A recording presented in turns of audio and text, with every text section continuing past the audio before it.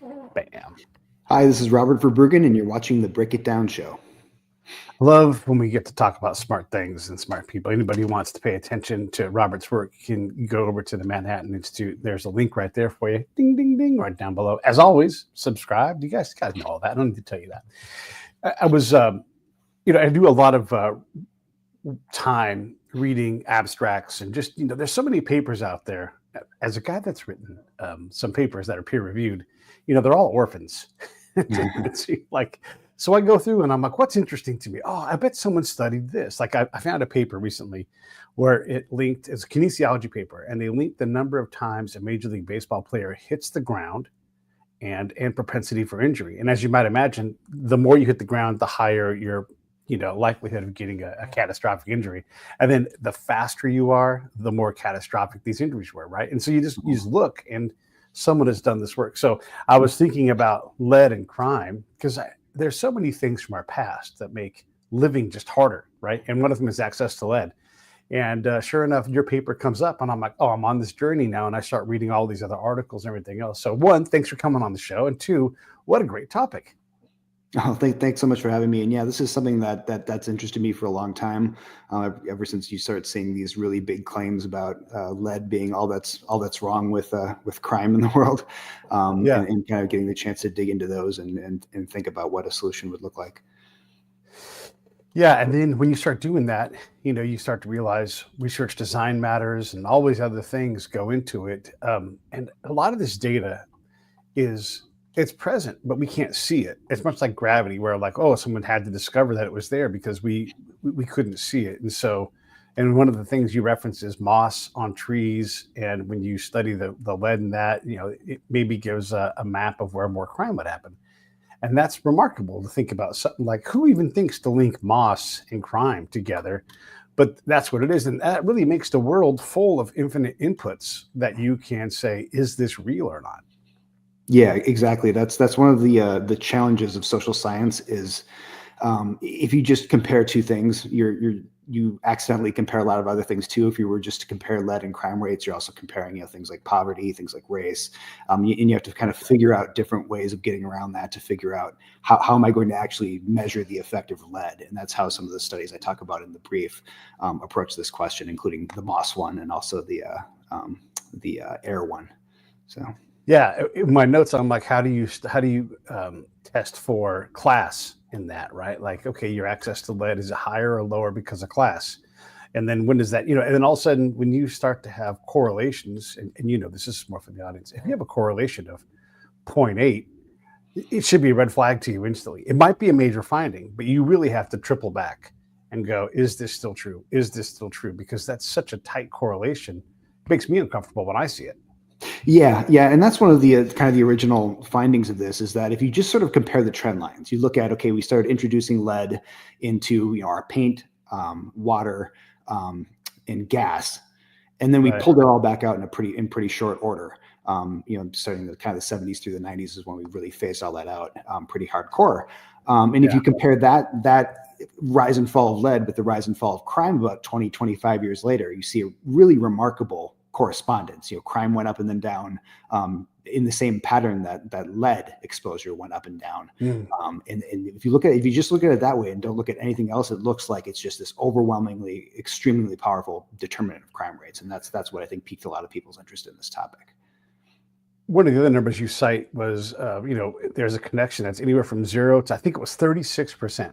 And so it's a pretty wide band. It's like when a survey comes back, like anywhere from 10 to 40% chance. You're like, well, that's just a guess at that point, Yeah, well, you'll be glad to know that paper. This was back in 2021. I wrote the brief. It was an updated version of it was published, and it's now narrowed all the way down to 7 to 28% of the crime.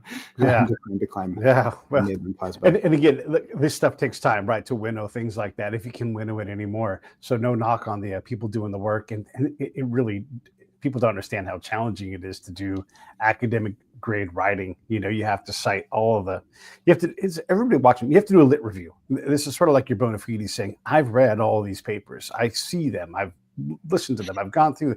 So after you've combed through these hours and hours and hours of work, then you have to nestle your work within that work. And it's always so damn linear. you can't give your opinion. Like, this is our finding. And it's just that one little thread. Only in this circumstance are we talking about this one thing. And then you just go right down that tiny little pipe of information. And you're so desperate to expand, but damn ain't the rules. Yeah, one of the nicer things, I work at a think tank, and my background's in journalism, so I have a little bit more flexibility. In my brief, I kind of go through the main highlights of the research, and I talk about the lit reviews and the meta-analyses, and then give some. I get to give some of my own opinions about what it all means. Yeah, I think that's a nice thing about being at a think tank instead of publishing strictly academic work. Right. Well, and really, honestly, more people can see it. By the way, there's the link right there. If you guys look in the comments, you should see it on whatever channel you're on. But there it is if you want to read it. I think it's interesting stuff. So you're not suggesting that there isn't a link. I think what I pulled from it was there's a lot of factors. It's like all social science. It's a multivariate analysis. And so when we get too in love with the lead to crime link, we're exposing ourselves to being wrong. Yeah, exactly. There's a lot of different research coming up with a lot of different numbers. Some of them, as I said, suggest that lead is basically the only thing that caused crime to go up and down. I think that's way too strong. I think the more detailed analyses suggest there's a real link there, but I think it's a bit smaller. And the other thing that I point out is that from today's standpoint, we pulled all this stuff out starting around the 70s and through the 90s. So we've not been installing new lead pipes. We have not been using lead paint. We have not been driving cars with lead gas anymore. So our lead levels are just way lower than they used to be. If you look at Generation X, kids, 1976 to 1980, I think is one of the data points. They had what would be considered sky high levels today. I mean, just your average Generation X kid would have a rate that's off the charts today. They measure this in micrograms per deciliter. Conveniently, but they had 15 micrograms per deciliter. The threshold for being a concern now is just 3.5. Only 2.5% of kids today are above that threshold of 3.5. The typical Generation X kid was at 15. So it's just it's too far to say that we've completely solved the problem because we have all these remnants of it left around, but we have drastically lowered lead levels. So I think to some extent, it's just an academic debate over what the relationship was between the great crime decline and the great lead decline. At this point, the more interesting question is what more can we gain by doing more now? Doesn't Charles Murray make the connection like that once abortion happened, crime rates went down as well? I mean, there's that connect. I know someone has made that connection, and they correlate those things. So there's a lot of things. Oh, okay. Yeah. Freakonomics was the popular book he wrote, but it was based on a study. There you go. Yeah. And so you're like, well, which one is it? Well, I mean, it's both. It's also other things. It's a better diet, whatever, right? Whatever it's going to be. And again, class always comes in. How much money are you making? How stable is your life? That sort of thing. Exactly. So when it comes to these multivariate analysis and, we want to change things, we are still removing lead out of the system. There used to be lead in tiles. There used to be lead in everything, so that's all gone down. Is that drop in crime, is it existent anywhere anymore, or has other things taken over and pushed that crime bubble back up on a regular pace? Well, I mean, most of the research had to do with sort of the big crime decline that happened between the 70s and the 90s, and what they were trying to do was the more sophisticated studies, instead of just matching up the trend lines for the whole nation, they looked at things like, for example, some states phased out lead gasoline before other states. In the Swedish study that used the MOS, some areas within Sweden had phased out lead gasoline earlier too, so you could track that through the MOS where the lead levels declined. And they're trying to match it up at a more granular level of did the places that took their lead out sooner see their crime decline sooner, essentially. And that's how most of those studies work. As of now, it's we're dealing with such low levels of lead in most of the country now that it's a lot harder to do a really fine-grained analysis like that. There are some studies suggesting you still do see some effects on various traits, including IQ, things like that, but there hasn't been as much on crime, I don't think, at those very low levels. And that's where it just gets tricky because you're playing a little bit of a guessing game. We know that lead is bad for you. We know it's good to take it out, but it's a little bit hard to say when you're dealing with the low levels that we already are down to in most, for most people. Is that really going to give you that big of a benefit? It's a little bit of a guessing game. When we get back to this, if we were able to go back to the time where we're like, hey, we're going to start pulling lead out of things, all of these extra things, because you're right, it's a poison. We don't want it around us. It's not good for us. But there's also a cost for doing that. You're tearing up a bunch of roads, doing all these different things.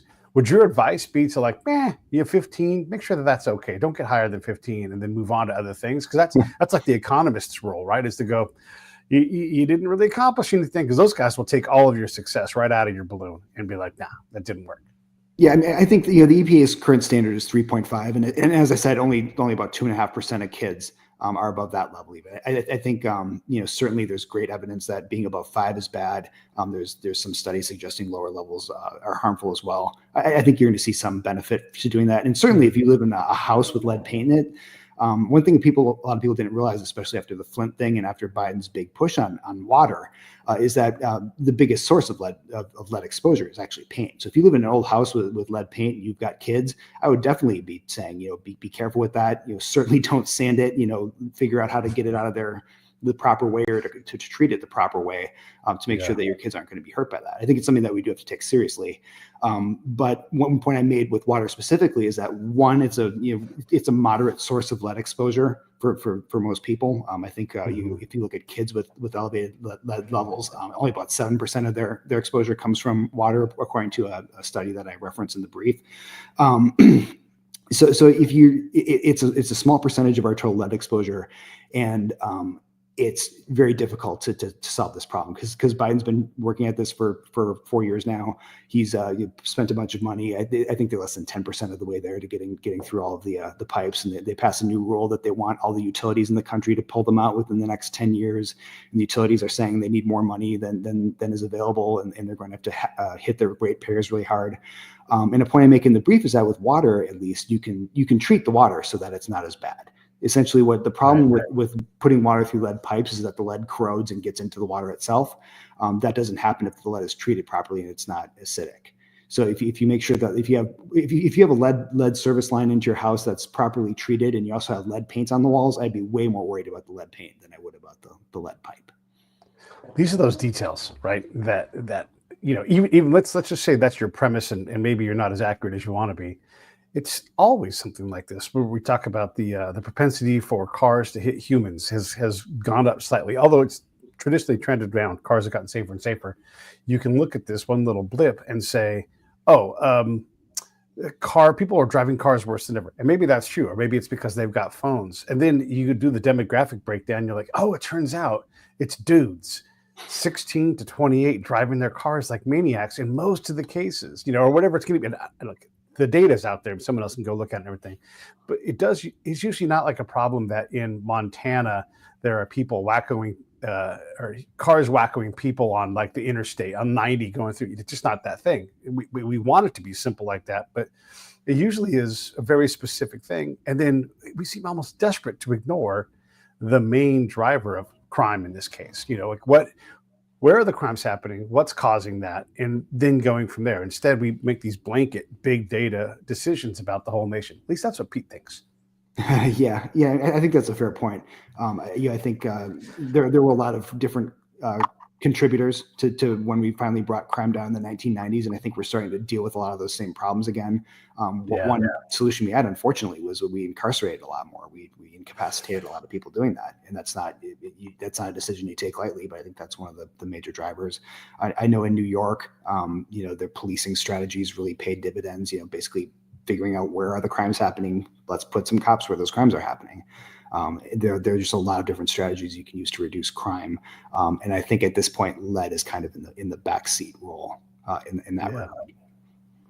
Yeah, and in our activist class, we tend to have people that don't know when they won, don't know when like progress has happened, and so these push, and they just completely ignore the law of diminishing returns, and so they just keep pushing, and then it just gives you fatigue over all these causes that have all these activists activating, and you're like, oh, God, didn't we deal with this already? I mean, how do we know like when lead in our life is not a problem anymore? Is it 3.5 or does it need to be 1.8? I don't know, but we never can have that conversation and be like, hey, 1.8 is going to be good enough. Yeah, I mean, I have a feeling they're going to keep pushing it lower and lower with each kind of breath, because it's basically whenever you bring the blood level down in the population so that it's a lower percentage of kids who have the problem, they reduce the definition of the problem. So now that you have it back up to where it started. Yeah. Yeah, yeah. It's so where should we be focusing, do you think, in terms of crime and reducing it? And in what parts of the country is this applicable? Yeah, I mean, I think policing is a really big thing, especially when it comes to urban areas where you can be more effective with police. I think prosecution and incapacitation is another huge thing. If you have somebody who's, I'm not talking about for your first time offender who screwed up and has a job and and we would probably be made worse off by being put in jail. But you have people who are repeatedly doing really violent things. Sometimes you need to incapacitate people, and I think we're shrinking away from doing that. Especially in some of these more urban areas that have drifted more toward progressive prosecutors and that sort of thing. I think it's a hard decision to make, like I said, but I think you need to make that decision when you have repeat offenders, and also you need to put cops where the crime happens, because if a cop is there and the crime doesn't happen, then you don't have to throw anybody in jail. That's the best outcome of all. Right, right. So, As always with crime data, that crime has to be reported. And I would say most of the times in my life when there's been a crime committed against me, don't even bother, because I'm like, well, who cares if someone broke my windshield, and took a bunch of stuff out of my truck or whatever? I'm not going to bother to report it. I'm going to be wasting their time. And so all these crimes that happen, even like we just take it on the chin, right? And we don't report these things. And that's millions of crimes, millions. oh yeah. Yeah, if you look at it's called the National Crime Victimization Survey, where instead of looking at police reports, they survey people about their experience with crime and ask if they reported it. And you're absolutely right. Most crimes, especially the smaller crimes, are not reported. That's one of the reasons when I'm looking at crime data, I like to focus on things like homicides, because the cops are going to find out about a dead body. They might not find out about somebody's wallet getting stolen or something like that. Yeah, insurance data is good for that stuff too, right? If there's things being reported into the insurance company, that's another avenue towards seeing more of what's there. Yeah, that's not quite as accessible. I think you'd probably need some special data agreements. But I mean, when I'm looking at crime data for my work, I tend to focus on the official crime sources. So I like to use a combination of homicides and the victimization survey. But yeah, the insurance industry can be really helpful with certain, especially theft type stuff. Yeah, yeah. Well, if you see their policies changing, saying, "Hey, we want this thing, we'll reward this with lower rates," it's a good indicator that they see a pattern. Yeah, they have some ability to actually control crime by encouraging people to have security systems and things like that. Right.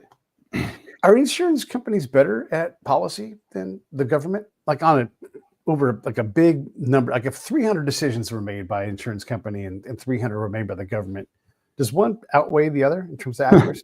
That's an interesting question. I don't know if I've thought about that before, but I think the insurance companies are very good at, pricing risk, basically deciding, okay, like if this happens, we're going to have to pay this out. If this doesn't happen, the cost of preventing it is this. They're great at just doing the math and figuring things out coldly and mathematically. Whereas politicians, obviously, they respond to incentives. So insurance companies tick us off a lot, and politicians have stronger incentives not to tick us off. But insurance companies definitely have a greater incentive to do the math right. Yeah. The policymakers don't hold any responsibility other than getting unelected. They don't hold much responsibility for being wrong. So when they're like, "Hey, we're going to get all these pipes out of the ground in the next 10 years," and the companies are like, how are we going to do that? I mean, we're glad to pass on the rates to the people, but we're going to point at you and say, "Hey, this was mandated by the boss." So it's hard to get that accuracy thing, man. It's hard to sort out, to know when to stop, when to pull the trigger, when to spend the money, how fast, and everything. That's just can anybody, no party owns the ability to do that better than the other, do they? No, I mean, you have to. It's so rough when you look at cost benefit analysis. You need to decide A, how much is it actually going to cost. Sure. B, if you're calculating the benefits, if you look at the EPA's cost benefit analysis for its new lead rule, it says the benefits are many times the cost.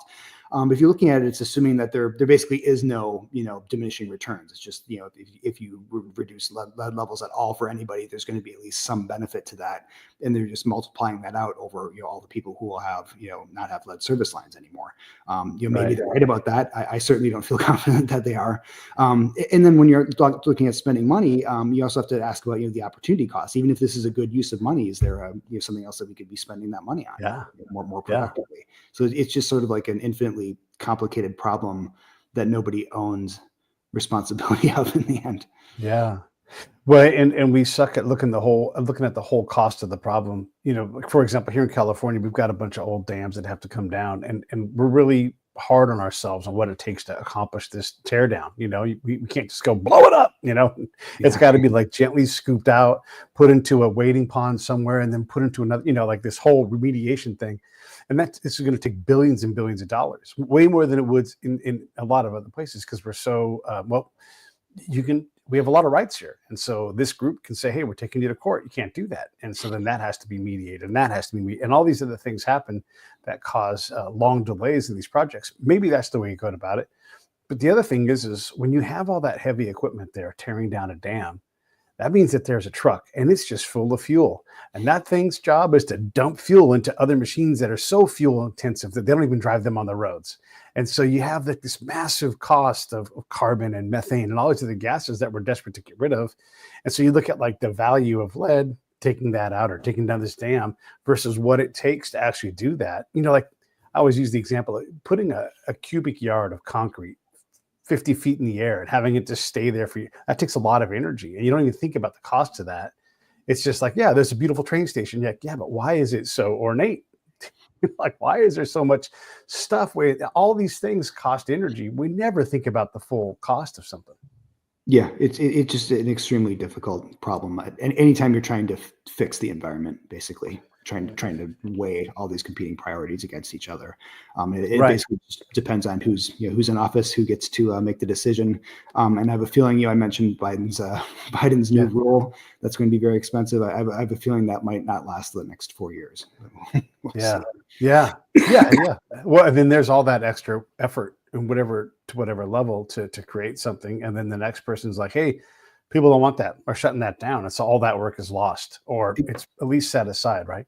Yeah, exactly. Because you have Congress has delegated a lot of this authority to the executive branch, but the executive branch ping pongs between the two parties. So you basically this game where one party has one preferred policy, the other party prefers it a different way, and they switch it back and forth each time they're in office. And it's kind of exhausting to watch this stuff and cover it and write about it, because I feel like it's deja vu every 4 years or 8 years. So Well, yeah, and this brings the activists back into, like, I remember it's a long time, might have been the 70s, early 80s, but 60 Minutes did a story about orphan diseases and how, all these people are impacted by it, but there's just no money for research or whatever it is. And so you have to like find people that will create awareness for this thing. And then there's always people creating awareness. That's their goal, is to create awareness, but they never study if they've been successful. They just badger a whole lot, or successfully, politic people into believing in it. But it's just part of this churn of ideas and existential crises that we're always having thrown at our face. And I'm like, yeah, okay, we're always trying to exist. I get it. Quit telling me everything is an existential crisis. That's what really is. And then, by the way, I linked crime to the environment. Oh my God, like I just made it infinitely harder, right? Yeah, exactly. It's so tricky and so bizarre sometimes. Yeah. Why did you pick up this topic? What jumped out at you? What was that moment like? Yeah, I mean, I don't know, starting around 5 years ago or so, maybe 10 years ago, you start to see a lot of discussion about this. I follow crime statistics a lot, and I follow debates about crime. I know Kevin Drum at Mother Jones had a big article, making the link between lead and crime, and there were a couple of academic studies at that point as well.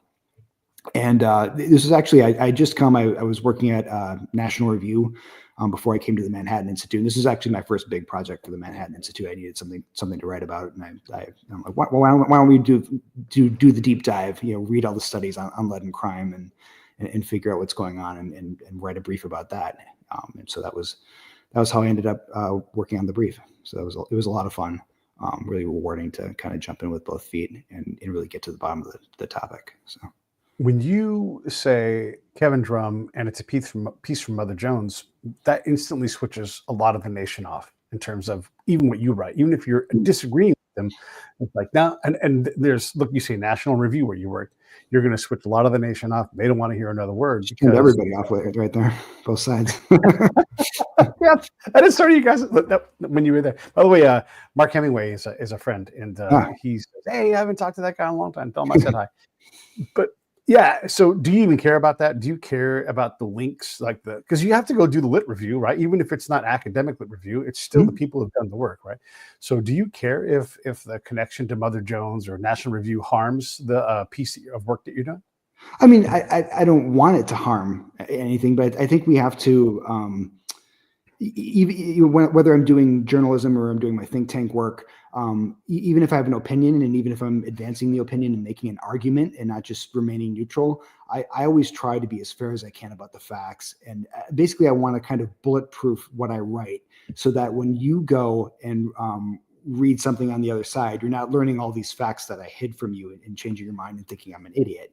I want to give a really fair presentation of the facts and a thorough presentation of the facts before I argue about what I think should be done. And that's what I try to do. That's what I aspire to.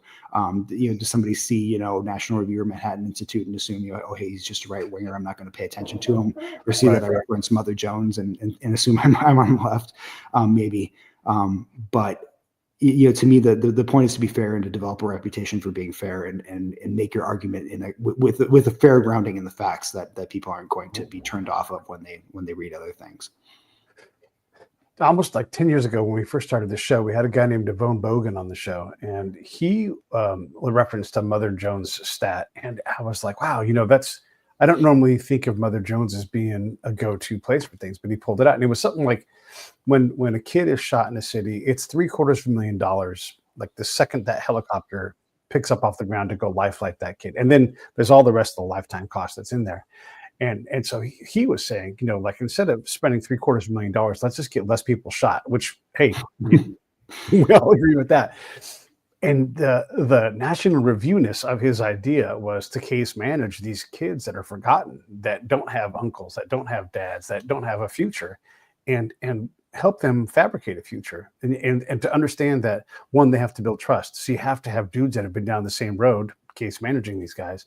Two, they need some incentive. Three, they need some accountability. And so one of the things, whenever you see the story written about it, is paying criminals to not commit crimes.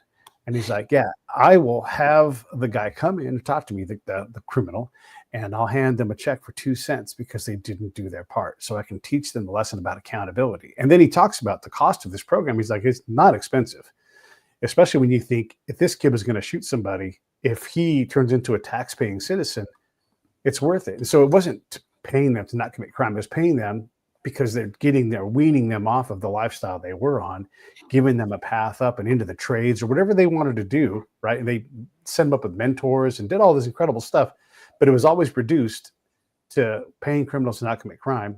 But the program worked, and he would show the numbers, not 100%, right? Nothing is, but they, by and large, got these kids over the course of years, because sometimes they were shitheads for a long time. But then once they figured it out, it's like, yeah, I used to be, running around doing all these things. I was going to go to jail, and then by the skin of my teeth, I saved myself, and now I'm a foreman or whatever it's going to be. Yeah, that's another thing that I've done, some writing on. How do you get people rehabilitated, get them to stop committing crimes? I mean, some of these programs are pretty effective. Some of them are. Yeah. Some of them might be effective in one study, but not effective in another. I actually just did a brief with a colleague of mine, Carolyn Gorman, it's called cognitive behavioral therapy programs, where it's like you sit with somebody and go through their thinking patterns and try to get them to, if they're feeling impulsive, if they're feeling violent, to stop and think, why did I have this reaction? How can I react in a more, a better way? There's a lot of research that it works, and but sometimes it doesn't. Some of the most expensive and deepest programs they've done, sometimes have pretty small results. So that's another area where it's just really difficult to have something that works consistently. I think sometimes it depends on who's implementing. If you have a great person who's really dedicated to the cause, you're implementing it, that can be really effective. But then you try to pattern it out and implement it what's called at scale. Have it rolling out in 10 more places by people you hired off the street and don't have that same dedication. That's really it can really be a different thing. And the other thing is that within policing, kind of on the same topic of individualized treatment of people, there's actually a pretty effective approach to policing called focused deterrence, where you figure out who are the kids who are the problem, who are the people who are the problem, who keeps getting arrested together, who keeps doing really violent things and getting caught. You bring those people in together and say, we're going to help you or we're going to stop you. We're going to, these are the programs you can go to. We're willing to, meet with you. We're willing to help you out. We're willing to get you in, get you whatever help you need. But, we're aware of what's going on here, and it's going to stop. And if you don't stop it, we will, kind of thing. And that's been pretty effective too. A lot of research behind that. Yeah. So Devone, when he's starting the program, the city didn't trust him. The voters didn't trust him. People in the street didn't trust him. Yeah. Do you remember what the program was called? It was called Advance Peace. And it was very famous out of Richmond, California, and they were successful. But the success looks like this: gang from the blue team, gang from the white team, get into the actual city hall conference room with the big oaken table and everything else. And then those guys are going to fight sometimes because they're not supposed to be in the same room, right? But the first step is this is us working, and to get the city to go, oh yeah, right, and then they pull their police bios out and be like, this is you, this is going to happen. Here are the numbers, put them on the wall. You're this likely to get shot, this likely to spend the rest of your life in jail. This, would you like the help? And by the way, and Devone would say he would apologize, from the community, from everybody. We apologize for leaving you guys behind and not allowing you to become something else. We'd like to fix that. And that pitch, with respect, to the person who's going to do it. And he would say, it's going to be hard. Some of you guys are going to fail at it. Some of you are going to fail and keep going forward. We're not going to fail you, though. We're always going to be here. We're always going to be part of the community trying to reduce harm. And, in the cases that I know about, it's worked because someone cared about him. But it's fraught with problems, and it's dangerous. And is it ugly, when everybody is fighting against you? And, these stories in the papers never helped them too. And then the second Devone is looking over everybody's shoulder, you get the problems of that creep of the vision, right? We had Rory Kennedy on, and she was talking about her latest documentary, the Sign-On Fix. And, at first it started out being this really powerful therapy thing that still, there's remnants of it and it still works, where they just get all this poison out of themselves. And they get themselves reliably and repeatedly off of drugs much more frequently than, we'll say, AA. The problem is it got super culty, and so the scale thing, right? The scale thing. How do we deal with that? If I had an answer to that, I'd be probably making money off that idea instead of here. Right? It's devil every kind of social program. You'll have your really great demonstration project run by the person who developed the idea and is really passionate about it and really wants it to succeed, surrounds themselves with graduate students or whatever who are really well trained and who know what they're doing, and then you start patterning it out and things just don't go as well. It's a inherent problem with it, and I don't know the way around it unless you can clone. Yeah. Cloning might be the solution. Yeah, well, and just that hard of a thing, that much passion, it just burns you out. There's a burnout factor too. And you're also dealing with people whose lives are shattered, and so that's hard on everybody. Trying to navigate out of that. You talked about the impulse stuff, and this goes back to lead. When we see the impulse in the lowering of IQ, are there other environmental factors that you saw when you were doing all this analysis of the analysis? I mean, like poisons and things like that. Yeah, other things that maybe latched on, or it also could be, access to calcium or fluoride in water, or all these other things that are out there. Yeah, there was another one. Was it manganese or something? Lead is really the big one. That's the one everybody talks about. And the reason is because, like I said, you look at Generation X, there was just lead everywhere. They were spewing it into the air in the cars. It's in the paint on the walls. It's coming in through the water. It's just and nobody wore masks for anything. We just huffed it all in. I know it was like you just lead everywhere for a generation or two worth of Americans. And so that's the kind of thing that can really have a disproportionate impact. But yeah, I'm sure there are other things with similar things. I don't think anything has been anywhere near that big in terms of the attention it's gotten and the effects it likely has. Yeah, why have we latched on to something would you say that the lead problem is largely dealt with? I mean, in percentage terms, like I said, it was 15 measured at 15 micrograms per deciliter for your typical Gen X kid, and it's below 1 now. the median kid. I mean, so, and we're not adding it to the environment really anymore, with a few smaller exceptions. But the problem is just that, because we did it so hard for so long, you still have all these old houses with lead paint on the walls. The homeowner might not know that they have it, might not know how to deal with it.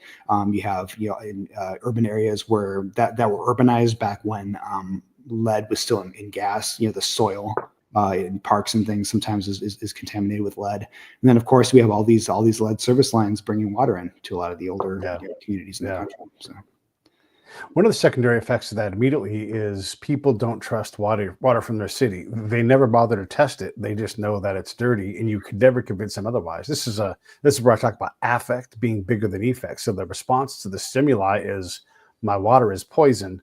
Now I'm going to run it through another system. And again, I never checked this water. I just know that this copper line that goes from my sink to my fridge, which goes to a filter, that's going to be a-okay. I just trust that filter works. That's another crazy problem where you get these beliefs that create a multi-billion-dollar industry of filtered water, bottled water, which turns into tons of plastic and all these other things.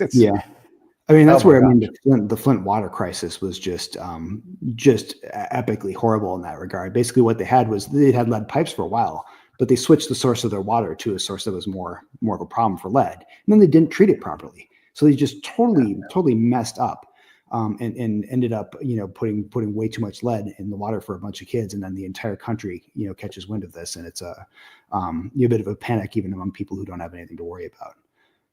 So you'd refer to that as a panic. Sorry, what was that? You classify that as a panic then, more than a. I'm not saying it's not a problem. I mean, if you're living in Flint and there's too much lead in your water, that's a very real. That's a big problem. But I think the scale of it, I think, was much bigger than the actual problem. I think leaping to we have to rip out every single lead pipe in the country in 10 years, without quite coming up with the right plan to do it, was a bit of a panic, and I think people got carried away with it. I think we need just sort of an honest appraisal of where are these? How much do they actually cost to get out of the ground? Because the people who actually run the water systems disagree with the government about how much it's going to cost them. So or maybe the voters vote for less. They don't understand the system, and so out of automatic lever pulling, they're like, fuck that, no more taxes. And they end up shooting themselves in the foot or whatever it is. When we're talking about toxicity and linking that to crime, it must be that alcohol and recreational drug use, it must be infinitely higher than lead in terms of driving crime. Like every alcoholic I know, it's like, as soon as I quit drinking, I stopped having all these extra problems. Every time I got into trouble with the law, alcohol was tied to it, right? And that's a very common thing. Oh yeah, I mean, alcohol in particular. I forget the exact number, but a ridiculous number of serious violence. A ridiculous percentage of it is by people who are drunk at the time they're doing it. And we alcohol is a part of our culture. I like beer, as Kavanaugh says. But yeah, it's a huge problem, and it drives a lot of our crime problem and a lot of other social problems. Obviously, it's something that we've made kind of central to who we are. And I live in Green Bay, Wisconsin, so I mean that's as true as it is of anybody else. But yeah, it's the side effects of it are very serious. And yet we want to focus on lead. Would you say more than alcohol, or does alcohol need more? I don't know. What's your sense for that? Like, are we more concerned about lead, or are we more concerned about alcohol and crime? I mean, I think if you ask most people, they would admit that they're more concerned about alcohol, but I think alcohol fades into the background in a way that when you start talking about lead, it's new to people. They say, "Oh, I never thought about that. That's a big problem I need to worry about now." Whereas, we're selling alcohol at every grocery store, and people are getting drunk and getting in car crashes and killing people. That's just sort of part of the background that we. And then if we were going to reduce alcohol-related crime, even to do it by 2% reliably every year would be a miracle. To do that for any length of time, and we know prohibitions don't work. So all of a sudden it gets really hard. Yeah, a couple of my colleagues at the Manhattan Institute had a proposal maybe a year or two ago about alcohol taxes. They're a little more gung ho about that kind of approach than I am. But I mean, I think you could increase the price of alcohol and make alcohol consumption go down. The question is whether that's something we want to do. Do we just love our freedom to drink? Do we think it's fair to make people pay the tax, even if they're a responsible drinker, that sort of thing? I don't know how about your part of Wisconsin, but I know just south of you guys in Chicago, there are sub districts where you can't buy alcohol in a grocery store, for example. And it's like, well, no one's ever going to drink there. That's never, not a single alcoholic is going to come out of Evansville, Illinois, you know. But and that's the crazy thing about our laws is we have all this mishmash of laws. We're like Vegas, hey, drink and party all you want, but in California, don't you dare. They're like 2 a.m., but really it's 1:30. They shut you off and send you home. You know, what are your thoughts on when you're governing things? There's this mishmash of things. Does anybody bother to look to see if and I'm saying Evansville, I don't remember where it was, but they have these very specific laws saying, hey, you're not going to do that here, and it's because of grocery stores, not because of access. It's they just move the access to somewhere else. Yeah, I mean, because I used to live in Virginia, and it was the same kind of thing. They actually basically banned. I think you could maybe buy beer at a grocery store, but like for hard alcohol, you had to go to like a state. I think it was this complicated thing where they were owned by an individual like operator, but I think the prices were set by the state, and they weren't allowed to advertise, and they were all called the same thing, sort of thing. I'm not sure. In that brief my colleagues wrote, they might have had some of the research on that. I don't remember it offhand. You know how much of an impact that has. But you're right. If you're truly dedicated alcoholic and you know how much you need to drink every day, you can go over where you need to go to buy it. But I think the evidence is that if you increase the price of it, make it harder to get, you at least do reduce it on the margins. So yeah. It's boy, running a society is hard. Get people to line up. Yeah, because you can say this is to your benefit. Make sure you save money, invest it for the future, try to avoid alcohol, and like simple rules. And we're like, nah, fuck that. I'm not doing any of those things. Yeah, exactly. I wanted to and pull up my notes here. I wanted to ask another thing about the lead thing. Oh yeah, where does this go next for you? Like you write this paper, and already it's not the freshest paper you've written. Do you just leave this behind, and are you almost done talking about this forever, or are you always going to be the lead and crime guy?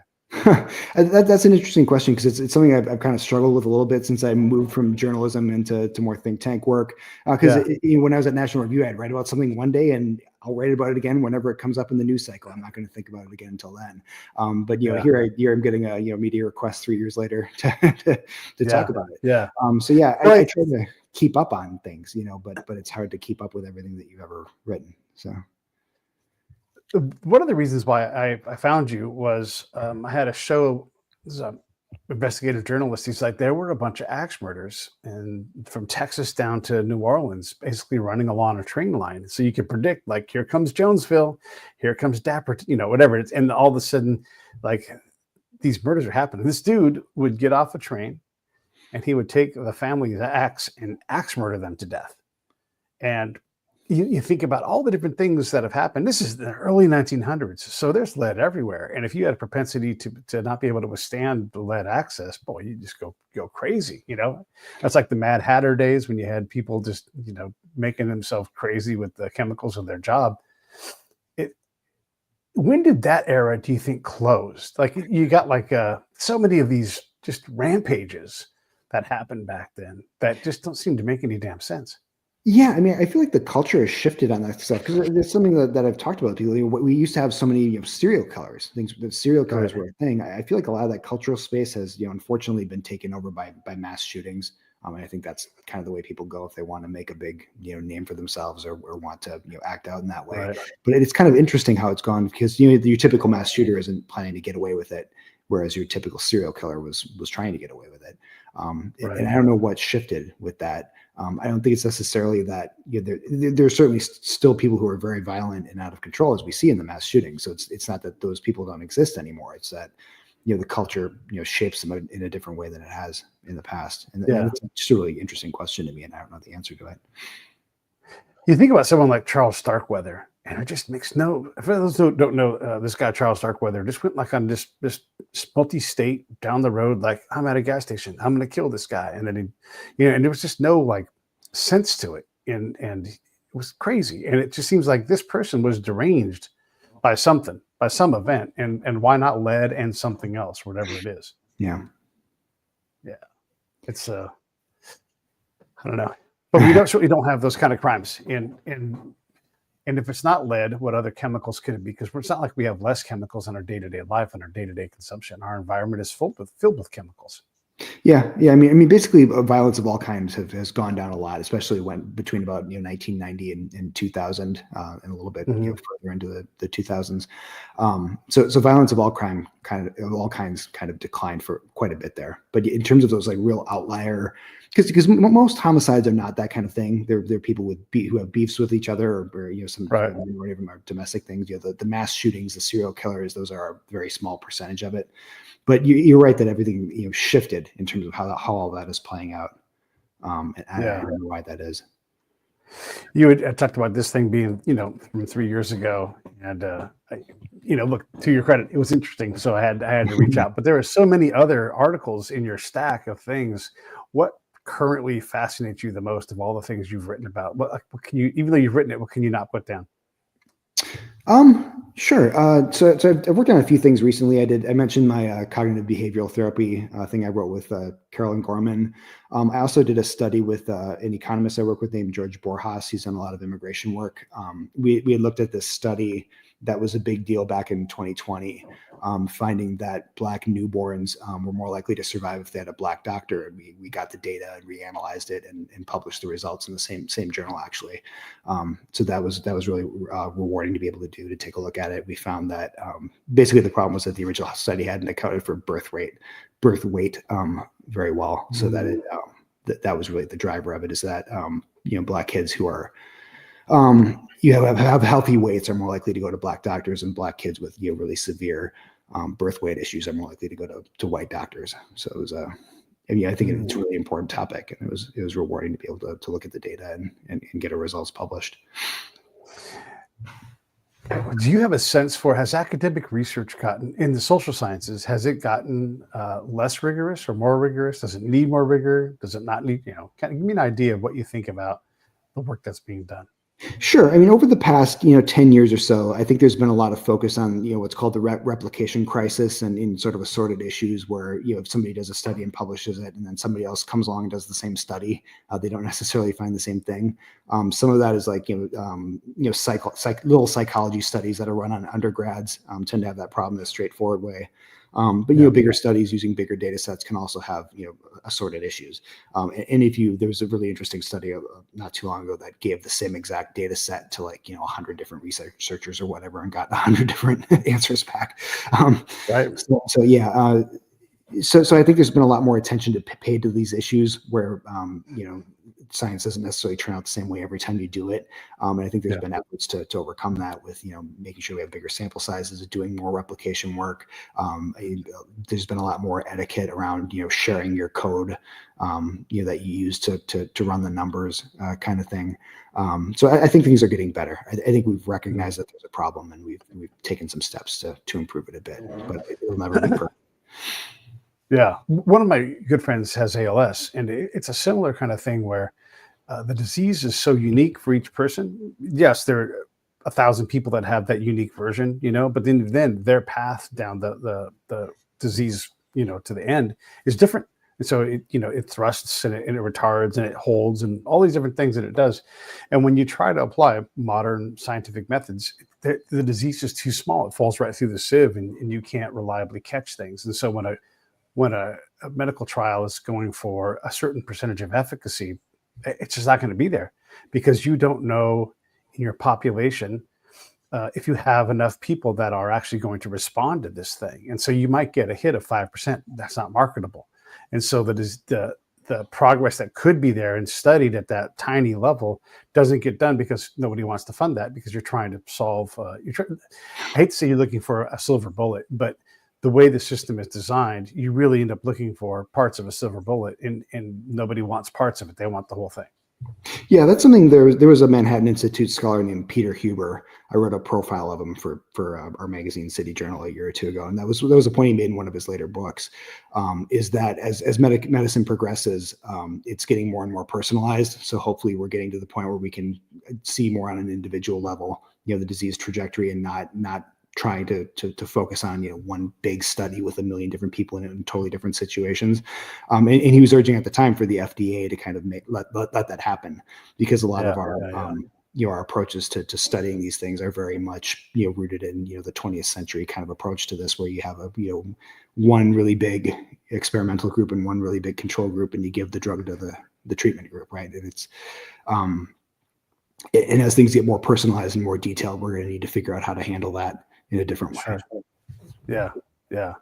And then if you're in that study and you have ALS, and then the study is over, and you're like, hey, that worked for me. At least I think so. Like, well, study's over. And you're like, yeah, but it was working. My thumbs again. Can we find an exception here? Let me just continue to, and that's sort of that whole right to try thing. Yeah, and exactly. If you can find a pathway. So even that is another area where you might find individual. I mean, it's a lot of how the AIDS thing was improved from where it was just a lot of experimentation, and different nations, different rules, different laws, and boy, it what an unlikely from 30 years ago, 35 years ago, 40 years ago, to see it be manageable. I'm doing manageable because some people don't think that's true, but to be where we are now, it's remarkable. It's remarkable to take something that was so unknown and to wrestle it down within, I mean, a couple of decades is horrible because you lose a lot of people, but it definitely changed what was possible once you see AIDS get kind of controlled. Yeah, I mean, I'm just old enough where I remember, kind of the, back when AIDS was just basically a death sentence. That kind of around 1990 or so, when I was 6 years old, kind of my earliest memories of hearing about it, on the news or whatever, and not knowing what it was. But to get it to the point where you can basically survive it, it's not, like you say, it's not great. But to have this, be able to formulate drug cocktails that control the symptoms and keep it manageable to the extent that you can. It's like these marijuana growers that are like, I can cure cancer, and no shit, they're doing it. Are they doing it at an academic grade? Probably not, but they have people come in and they give them the treatment, and they're like, yeah, I'm better. What? And there they are. Like, have you seen these cases when they talk about this at all? So they're curing cancer, or they're using it to handle the nausea from the chemo? No, they're reducing the cancer. Like, I don't know what the full thing is, but these are the frontier, right? These are the guys that grew up back in the 70s. They came back from Vietnam, like, I'm going to grow beer, and they just gotten better and better and better and better at it. And now they're like, well, here, this makes me feel better. Whether it's pain or whatever it is. Yeah, they're finding amazing things, which is incredible. I want to ask you one more thing, and then we'll wrap it up. So in my work, it's I call it gonzo anthropology, because I'm in the space, we're deploying with military units. I've worked as a spy. So you see like what we try to do when we try to stabilize an area, right? But all of my data is qualitative. Sure, I can add some instances together and be like 10, but it's not that. It's all qualitative. Is there still a space for heavy qualitative data like that in places that are so challenging, like Afghanistan or Iraq, where like, hey, what you're trying, not going to work. These are the subsets of the problem. Below that are the tasks that you have to master. By the way, all that shit is fraught with errors. And so be ready to suffer. And so when you present that, I don't know, like, we want these big data answers, but I don't know that quantitative is always the answer in some of these places where they're just, everything's too spherical and fluid. Yeah, I think you're exactly right about that. One thing that I've learned as somebody who's always gravitated more toward the numbers and the data is that when you're working with the numbers and the data, you're limited to what's actually been collected. Like, what is here in my spreadsheet is what I have in front of me. And the other thing is that you really need to understand where those data came from. Who collected it? What were the questions that were asked? Were there problems with the methodology where it's not representative of the population, and so on and so forth? And talking to people who have real experience in the area that you're trying to study is really helpful, because they can tell you, those, when somebody comes around taking a survey, we tell them to go shove it or whatever. So you're not nobody's in there. Or like, I remember talking to a guy who'd been with NYPD about some of the, stop and frisk data I think I was using. He's like, oh yeah, we don't fill that part out most of the time. So I'm like, well, that's helpful. Yeah. So it's I think data can do some things that anecdote can't, because you are dealing with, so much more information, and you can process it in a way that kind of gets rid of some of your biases that you may have, but you can't do it without understanding what's going on at the ground level. You need to have both. Yeah, yeah.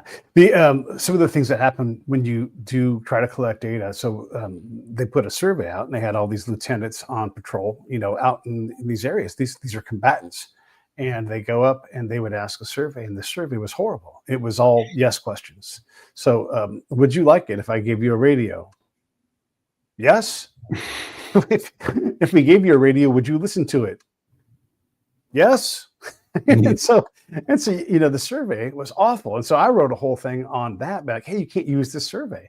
First off, don't have people with guns going out and asking people questions, and especially if they're all geared towards being yes. So that was one problem. The other thing was we paid millions and millions of dollars for this survey firm to hire Afghan locals to go out and gather data. That briefs well, especially in DC. I mean, like, yeah, that sounds smart. Everybody loves Afghans. So they take city Afghans, project them way out into the hinterlands. And I mean, where there's no electricity, there's no running water, the hinterlands. And so he's like, yeah, well, I hated this thing because I had used it in Iraq and it was terrible. They were so slow and ineffective.